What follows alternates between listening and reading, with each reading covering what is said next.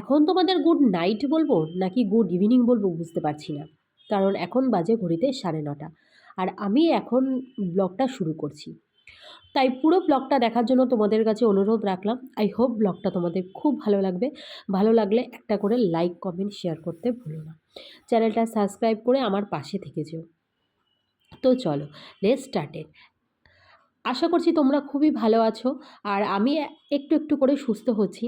সারাদিনটা না একটু খারাপই গেছে, মানে খুব যে ভালো ছিল শরীরটা তা না। তবে বিকালবেলার শরীরটা মোটামুটি অনেকটাই ভালো লাগছে। দেখো আমি গায়ে কিছু দিইনি, ঠান্ডাটা একটু কম জানো তো, মানে বলতে গেলে অনেকটাই কম। একটু হালকা, মানে একদমই কিঞ্চিত হালকা একটু গরম গরম ভাব, আবার একটু হালকা ঠান্ডা ভাব। জানি না ওয়েদারটার কী হয়েছিল রাত্রেবেলা, মানে মোটামুটি সারাটা দিন এরকমই ছিল। ঠান্ডা হাওয়া টাওয়া কিছুই ছিল না। যাই হোক, এখন আমি মেয়েকে একটু ভাত মেখে দিচ্ছি। আর মেয়েকে না আমি একটু তাড়াতাড়িই খাইয়ে দিই, যেহেতু ও অনেক সকালে ওঠে, তোমরা দেখোই 5:30টায় তো ঘুম থেকে উঠতেই হয়। তার জন্য একটু তাড়াতাড়ি খাইয়ে দিই। আর আমরাও রাতের ডিনারটা মোটামুটি ওই 10:30 থেকে 11টার মধ্যেই করে নেওয়ার চেষ্টা করি এখন। আগে তো রাত্রির একটু রাত হয়েই যেত। তো এখন আমি আটা চেলে নিচ্ছি। আর আটা চালতে চালতে তোমাদের কিছু প্রিয় কমেন্টও কিন্তু আমি পড়ে নেব।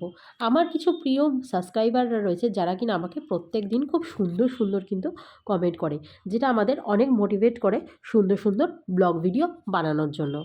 তো প্রথম কমেন্টই করেছে জাস্ট টক 3180, একটা চ্যানেল থেকে।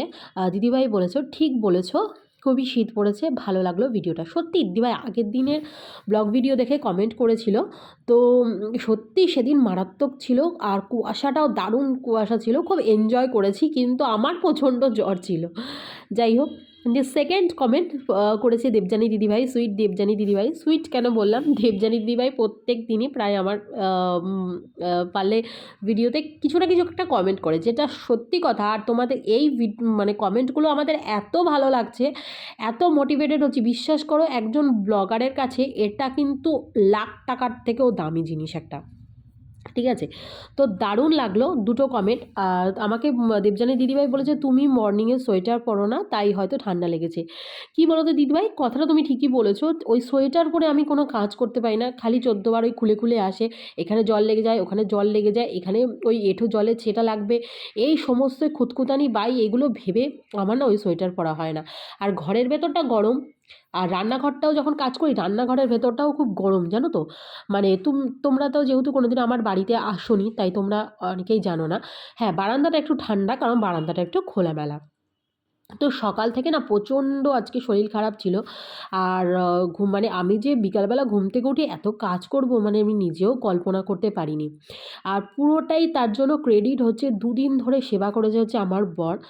তো বর সেবা করাতে আমি এত ভালো হয়ে গেছি, এত সুস্থ হয়ে গেছি, সত্যি আমি মানে ভগবানের কাছে প্রার্থনা করি যেন আমি যদি এর পরের জন্ম বলে কোনো কিছু যদি থেকে থাকে, তাহলে আমি যেন জন্ম জন্মান্তর এরকম হাজব্যান্ডই পাই, যে কিনা সবথেকে বড় আমার বন্ধু জীবনে। মা বাবার পরে যদি কেউ থাকে তাহলে সে হচ্ছে একমাত্র আমার হাজব্যান্ড, যে কিনা আমাকে খুব বোঝে, আমাকে ভালোবাসে, আর আমার জন্য সত্যি অনেক কিছু করেছে। একটা সময় যখন আমি মানে মা হতে চলেছি, সেই সময়টা মানে আমার বর যে আমার জন্য যা যা করেছে, আমার মা তো অবশ্যই করেছে, মানে মায়ের তো কোনো তুলনাই হয় না। মাকে নিয়ে আমি কি বলবো সেটা আমার কোনো ধারণা নেই, মাকে নিয়ে বলার মতো ক্ষমতাও আমার নেই। তবে হাজবেন্ড যে মানুষটি শুধুমাত্র আমাকে ভালোবাসে বলে, আমাকে বিয়ে করেছে বলে দায়িত্ব পালন করছে, তা নয়। মানে কি বলবো, মানুষটার কোনো তুলনা হয় না। আমার জন্য যেরকম করে আমার মেয়ের জন্যও সেরকম করে। সকালবেলা মেয়েকে স্কুলে দিয়ে এসেই ওই যে ঘরের কাজ শুরু করেছে, বাসন মাজা থেকে শুরু করে ঘর ঝাড় দেওয়া, ঠাকুর দেওয়া, কাচাকুচিটা করতে হয়নি, ওটা তো মেশিনেই আমরা করি। আর মানে ওটা থাকলে মনে হয় ও ওই ঠান্ডার মধ্যে বসে কাচতো। আর সেদিন আর যা ঠান্ডা পড়েছে, মানে কি বলবো। তারপরে তোমার ধরো ঘর ঝাড় দেওয়া সমস্ত কিন্তু একা হাতে ওই করেছে দিনের বেলাটা। শুধু ঘর মোছাটা আর রান্নাটুকুনি শুধু আমিই করেছি। বাকি এ টু জেড কাজ, তারপরে মুদি সদাই দোকানে যাওয়া থেকে শুরু করে সমস্ত কাজ আমার হাজবেন্ড নিজে একা হাতে করেছে। তো সত্যি আমি খুব লাকি যে আমার যখন সত্যি খুব শরীর খারাপ হয়ে যায়, একমাত্র যখন আমি খুব মানে বিছানা থেকে আর উঠতে পারি না, প্রচণ্ড শরীর খারাপ থাকে। তো আমি মানে এই যে আমাদের কোনো হেল্পিং হ্যান্ড নেই। তোমরা তো ব্লগে প্রত্যেকদিনই দেখো যে আমার ঘর মোছা, বাসন মাজা টোটালটাই সমস্ত কিছু আমরা নিজেরাই করি। আমি একাই করি। আমি বরকেও খুব একটা করতে দিই না। কিন্তু ওই যখন খুব শরীর খারাপ হয় এই সময়টা তো একজনকে খুব প্রয়োজন হয়। সত্যি আমার বর যেভাবে মানে ঝাঁপিয়ে পড়ে সংসারের জন্য করে, আবার প্লাস নিজের কাজ ঘরে বাইরে দুটোই সামলায়। মানে তার জন্য সত্যি মানে কি বলবো, আমি ভীষণ গর্বিত। আর আমার বরকে নিয়ে আমি ভীষণ মানে কিছু বলার নেই, মানে ভাষা নেই, মানে বুঝতেই পারছো যে আমি কি বলতে চাইছি।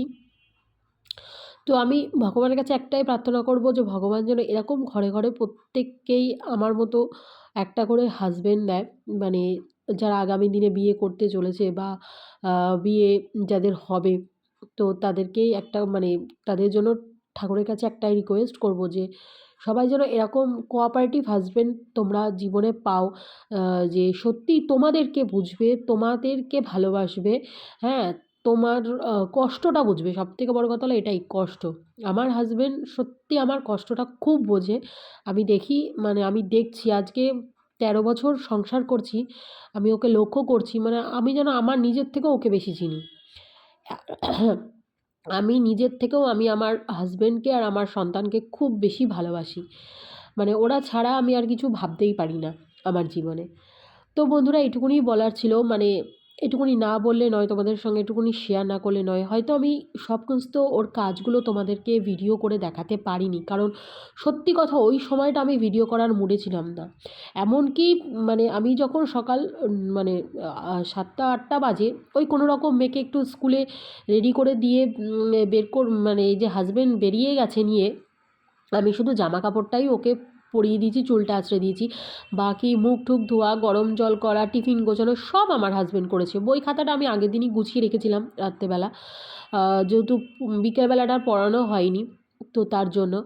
তো মানে ভীষণ কোঅপারেটিভ, ভীষণ। তারপরে এসে আমাকে চা করে দেওয়া, ওষুধ খাওয়ানো তুলে, তুলে টোটালটাই আমার বর নিজে একা হাতে পুরো বেলাটা সামলেছে। ওর এই এতটুকুনি সেবা যত্নের জন্য আমি আজকে সত্যি মানে কি বলবো, আম ধন্যবাদ দিলে তো ওকে ছোট করা হবে। আমি সেটার একদম সাহসই রাখি না। আর মানে ওর এতটুকুনির জন্যই আমি এই বিকালবেলা উঠে এইটুকুনি হয়তো করতে পেরেছি। আর অনেকটাই আমি কিন্তু সুস্থ হয়ে গেছি। আর খুব ভালোও আছি। জানি না আমার কথাগুলো তোমাদের কেমন লাগছে। তোমরা হয়তো ভাবছো যে নিজে শুয়েছিল, ওর হাসব্যান্ডকে দিয়ে কাজ করাচ্ছিল। কিন্তু বিশ্বাস করো আমার ওঠার ক্ষমতা ছিল না। আর আমার হাসব্যান্ডকে আমি বলিও নি যে তুমি এসব করো।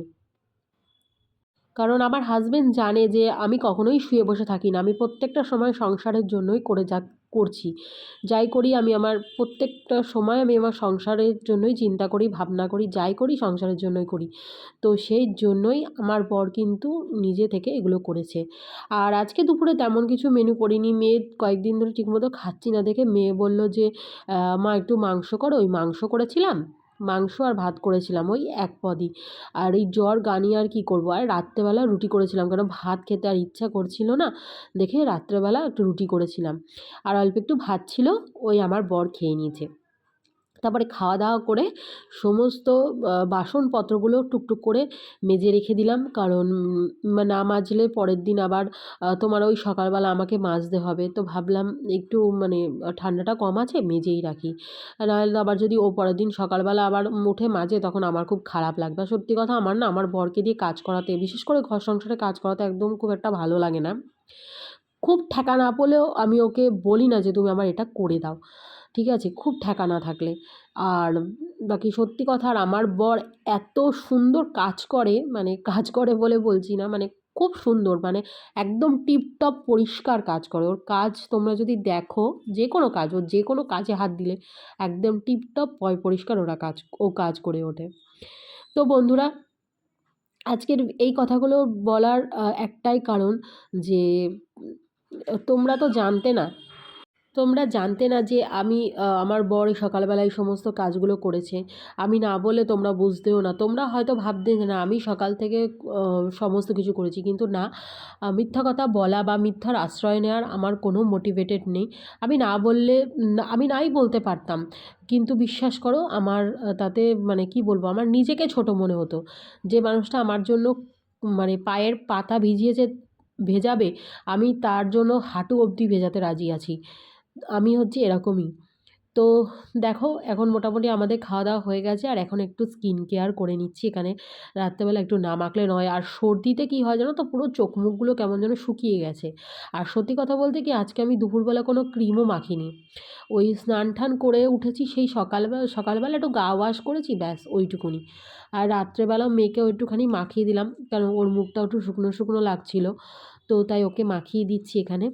দিয়ে তারপরে কিন্তু এখন খাবো হচ্ছে ওষুধ, যেটা মাস্ট। আর আমার কিন্তু এখনও মোটামুটি ৩-৪ দিন ওষুধ টানা খেতে হবে। না খেলে কিন্তু পুরোইটা কমবে না। এখন মোটামুটি জ্বরটা একটু কম আছে, কিন্তু তবুও ৫ দিনের একটা কোর্স আছে যেটা আমাকে কমপ্লিট করতেই হবে। এই ওষুধটাও কিন্তু দেখো আমার বর আমাকে দিল, তারপরে কিন্তু আমি খাচ্ছি। তো আজকের ভিডিওটা তোমাদের কেমন লাগলো অবশ্যই কমেন্টে জানিও। আমার কথাগুলো কেমন লাগলো সেগুলোও তুমি জানিও। আর অবশ্যই যা পাশে থেকো ভিডিওর। নেক্সট আরও চেষ্টা করব তোমাদের যেসব মানে তোমরা রিকোয়ারমেন্ট করো সেসব ভিডিওগুলো দেওয়ার। কাশির ওষুধটা খেতে হবে, মনে হচ্ছে নাকি গলার মধ্যে না একটা কফ আটকে আছে, এরকম টাইপের মনে হচ্ছে। খাওয়া দাওয়া হয়ে গেছে, তো এখন আর তোমাদেরকে বেশি কথা বলবো না, এখন শুয়ে পড়ছি। আবার দেখা হবে কালকে ভোরবেলা। তো আজকের ব্লগটা এখানেই শেষ করছি। ভালো থেকো, সুস্থ থেকো, অল টাইম হ্যাপি থেকো। আবার দেখা হবে কালকে সকালবেলা।